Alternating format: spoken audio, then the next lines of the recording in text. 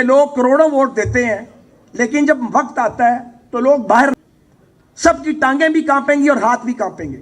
لیکن اگر لوگوں کو یہ پتا ہو کہ آپ کو پکڑ کے پابندے سلاسل کر دیا جائے گا ملک کے سب سے بڑے لیڈر کو اور باہر 150 آدمی بیٹھا ہوگا تو پھر اگلے تو پکڑیں گے آپ کو کہ 5 لاکھ 10 لاکھ آدمی 22 کروڑ کے ملک میں روڈ پہ آ سکتا ہے. کون مارشل لا لگائے گا پاکستان میں؟ پھر ہاتھ کانپیں گے اور ٹانکیں لرزیں گی ہر اس غاصب کی، وہ سول غاصب ہو یا فوجی غاصب ہو. اس کی وجہ ہے کہ سیاسی جماعتوں نے بشمول میری جماعت کے اپنے آپ کو منظم ہی نہیں کیا. کڑوا سچ یہ ہے کہ پاکستان کی سیاسی جماعتیں جو اپنے آپ کو منظم نہیں کر سکیں اور شاہی سلطنتوں میں تبدیل کر دی گئی ہیں. پارلیمنٹ بھی بار بار معرض وجود میں آتی ہے، جنگل کا قانون اس میں نافذ ہے اور ریاست کو جنگل بنایا گیا ہے. جب جب اس کو ٹھیک کرنے کی کوشش کی جاتی ہے، جو لوگ اسے ٹھیک کرنے کی کوشش کرتے ہیں وہ یا بھارتی ایجنٹ قرار پاتے ہیں یا غدار قرار پاتے ہیں یا شرپسند قرار پاتے ہیں یا باغی قرار پاتے ہیں. اور دوسرا سچ یہ ہے کہ پاکستان میں سمجھتا ہوں کاغذوں میں آزاد ہوا تھا، آزادی پاکستان کے عام آدمی تک پہنچنے نہیں دی گئی.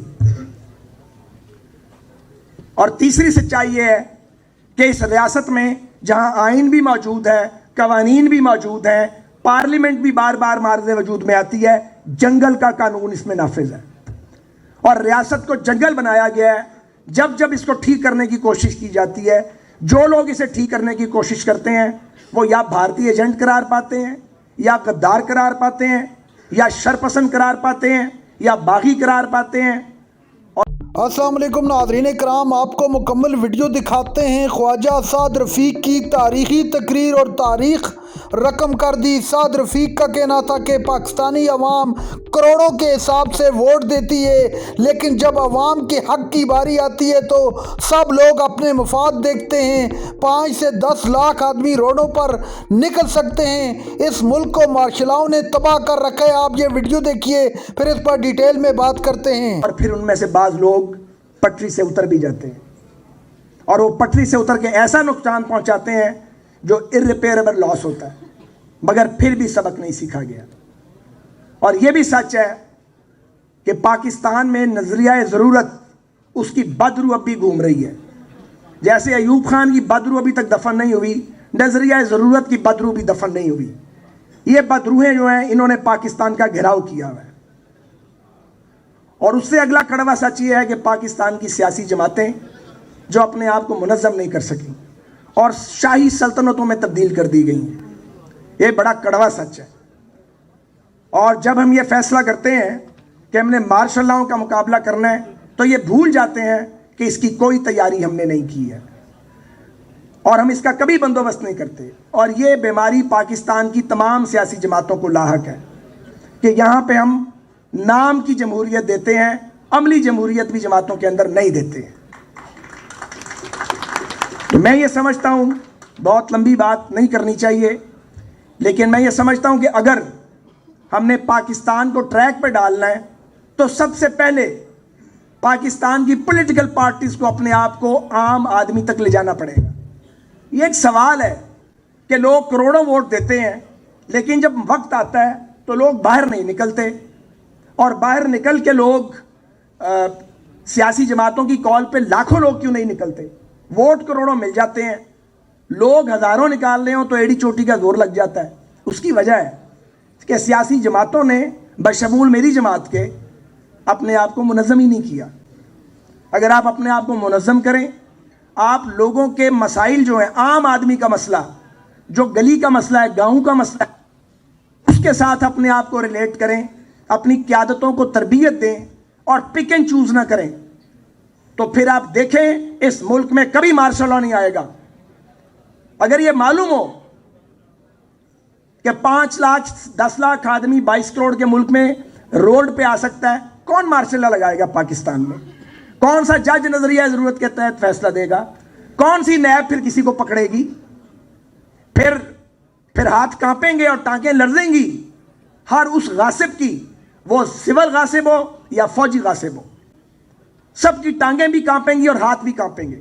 لیکن اگر لوگوں کو یہ پتا ہو کہ آپ کو پکڑ کے پابندے سلاسل کر دیا جائے گا ملک کے سب سے بڑے لیڈر کو اور बाहर 150 आदमी बैठा होगा तो फिर अगले तो पकड़ेंगे आपको। ये बड़ा खुला सच है।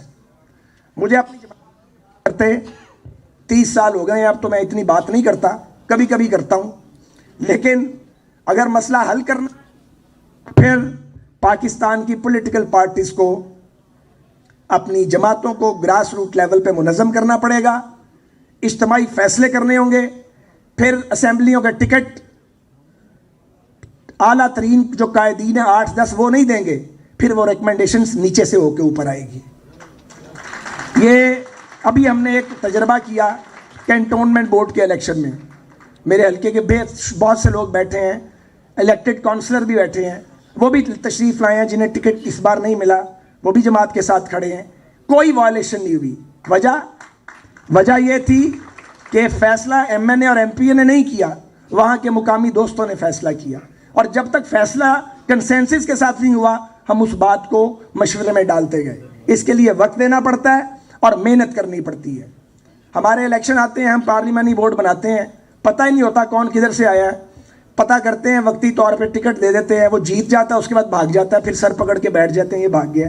रोज़ होता है हमारे साथ, फिर भी हम सबक नहीं सीखते। अब भी मैं समझता हूँ, बाकियों को तो मैं मशवरा दे सकता हूँ, मुस्लिम लीग नून को अपने पार्लियामेंट्री बोर्ड्स को आज एक्टिवेट कर देना चाहिए। आज आप अगर अपने गैप फिल कर लें और मौजू उम्मीदवार आज तलाश कर लें तो इमरान खान की सियासत का जनाजा निकलता देखेंगे आप। ये मैं आपको बता रहा हूँ। मुझे इमरान खान से कोई नफरत नहीं है, मेरा बड़ा ताल्लुक़ रहा है उनके साथ, कभी बड़ा अच्छा ताल्लुक़ रहा है 2002 से 2007 तक, लेकिन उनको भी सबक सीखना इसलिए ज़रूरी है कि वो भी एक सियासी हकीकत बन चुके हैं, मगर मछली पत्थर चाट के ही वापस आएगी, मछली ने वापस आना है। और मैं 4 साल से ये बात कह रहा हूँ कि हमारे ट्रक पे उनकी कुर्सी भी पड़ी हुई है, एक वक्त आएगा उसी कुर्सी पे बैठेंगे। अगर पीपल्स पार्टी और मुस्लिम लीग जो दरिया के 2 पार्ट हैं, मिलते भी नहीं हैं, जुदा भी नहीं होते, अलग अलग सियासी जमातें हैं, अपना अपना फ़लसफ़ा है, लेकिन जब इस मुल्क में पॉलिटिकल स्ट्रगल शुरू होती है तो हमें इकट्ठे होना पड़ता है। नादरीन कराम, आपने वीडियो देखी, ख्वाजा साद रफ़ीक अपनी ही पार्टी पर पट पड़े। साद रफ़ीक ने वाज़ेह पैगाम देते हुए कहा कि जब तक मुल्क के अंदर सही मानों में जमहूरियत और ख़ास तौर पर सियासी पार्टियों में जमहूरियत नहीं आएगी, ये शाही निज़ाम ख़त्म नहीं किया जाएगा, उस वक्त तक पाकिस्तान में जमहूरियत मजबूत नहीं हो सकती। यहाँ पर शाही सिस्टम है, जो चाहता है वो पावरफुल बन जाता है, इस तरह निज़ाम नहीं चला करते।